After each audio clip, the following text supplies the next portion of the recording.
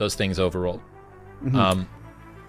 You know, I feel like that's a very good point. The idea that like, yeah, like doing heroin or whatever, or like versus like working out in the gym, like it's a similar kind of egotistical pursuit, but due to like, I mean, obviously the working out's like the healthier thing, and you but the externality of one is very different. Exactly. To another, so that's what right? I'm getting at. The externality could be like drastically different. For example, like you could be addicted to heroin, or you could be addicted to just like rampant entrepreneurial, just financial, just hedonism, splurge, and that again, due to how society is, it's celebrated, yada yada, blah blah. But like you said, it is the most important thing is realizing that fundamentally you're a slave to an egotistical construction with either one. And the goal is to transcend that, even though your egotistical construction that you're feeding is societally rewarded, right? So that's a trap that you could really, really fall into. So the key is you need to go a little lower than that. Yep, I agree. It's nicely. So with me, due to having all the body dysmorphia, insecurity, just like needing to work out to feel like the validation, self-love, self-worth, etc., right?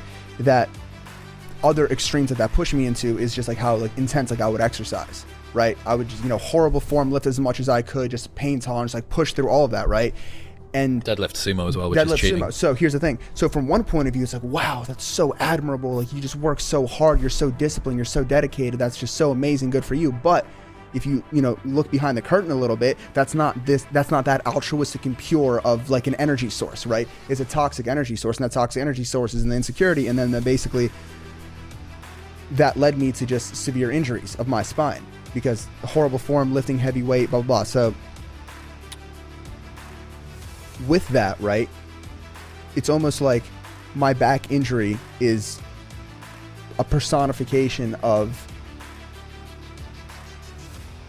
being fueled by a toxic fuel source, right?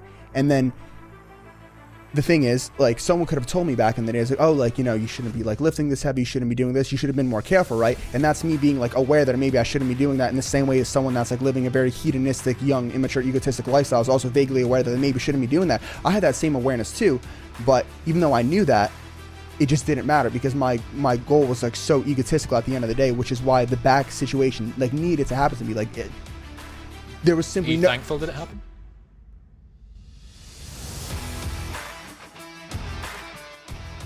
You never were an accountant? No, I never made it. You never did? I never got a job.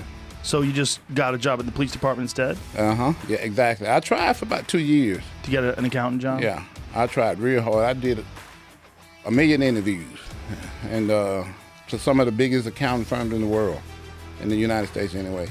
And nobody never hired me. So like 2 years later, okay, I'm done. This ain't meant to be. Ain't nothing happening here, you know. That's 2 years, and I always saw an ad for police officers. And when I got the newspaper every weekend, and it was always a big ad, you know, so it stood out. Mm-hmm. So I'm like, they hiring and you don't need experience, because all the jobs I went on, you know, the interviews I went on, they always want you to have experience. I'm like, well, if you don't hire me, I ain't gonna get no experience. Right. So I'm like, I might as well just give up on this, you know, just go give me a job where you don't have to have experience. And like I said, the police officer ad was the thing that stood out the most. And I'm like, that sounds like a job where I can have a lot of fun, you know.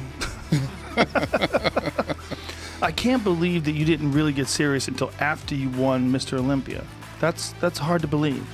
Yeah. Well, you got to understand, you know, I never had any dreams of being a Mr. Olympia. I never had any dreams of being a bodybuilder. I only did it because the guy gave me the free membership to the gym.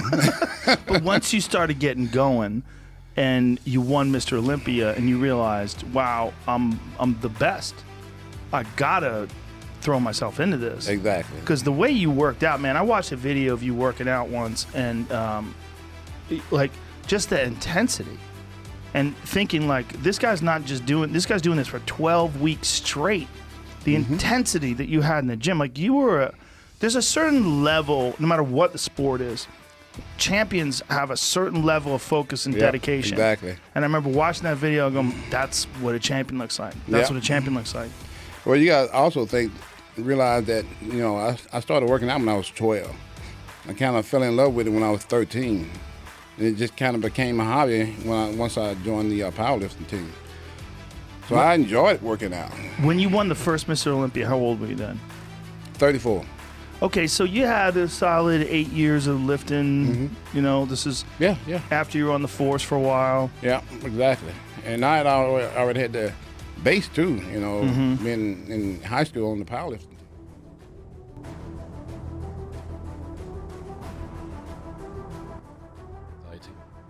I was definitely more leaning into the anxious, rather than depressed, and that was more like just projecting the future based off unhealed wounds from the past and fears of what happened in the past was going to repeat itself.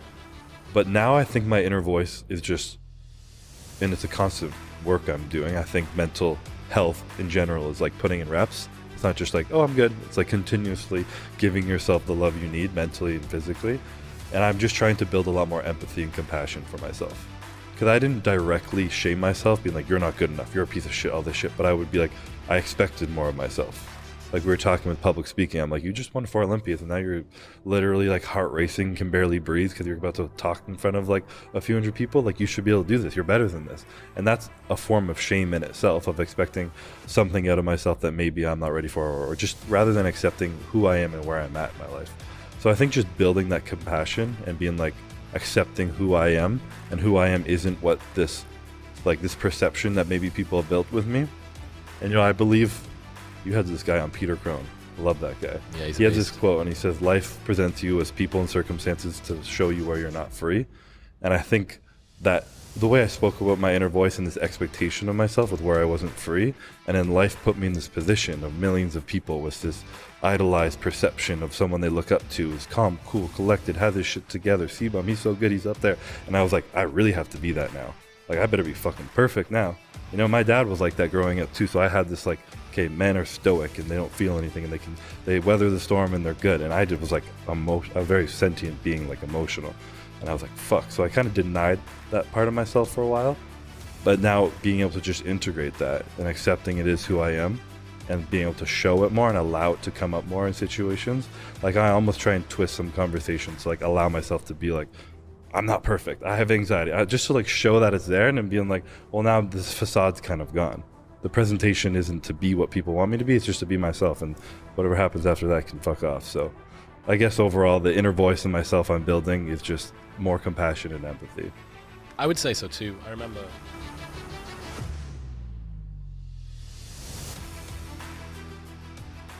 So, like, for instance, let's say you have no races. Let's say you have no classes, no nothing. There's no purpose in your life.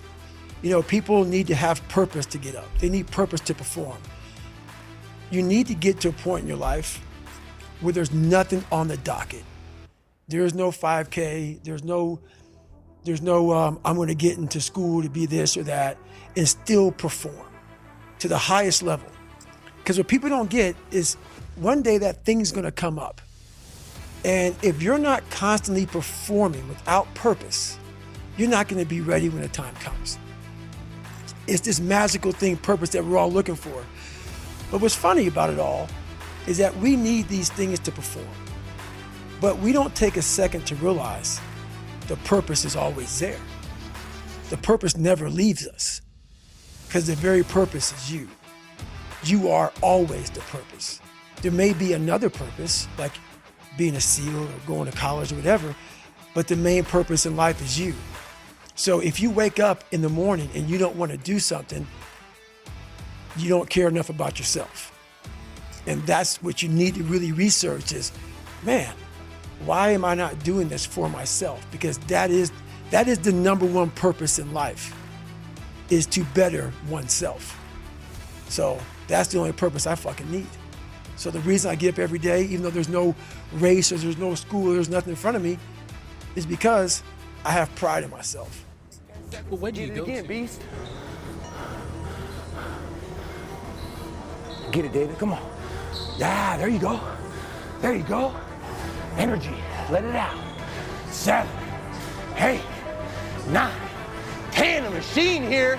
There you go, nobody works like David in this house. 13, come on. 14, come on. 15, shut that muscle down. 16, come on. Get it. 17. You don't know me, son. Get it. 18. On me, son. Get it. 19. On me, son. Yeah. 20. You got some more in you. son. 21. Yeah, get it again. Come on, we want to see it. Good. 22. Who's gonna carry the boats and the logs? That's you, buddy. Come on, 23. Come on, 24. One more, David. Who's One more. gonna carry the boats? You're gonna do it. You're gonna do it. You're gonna do it. You did it. Yeah. Carry the fucking boats?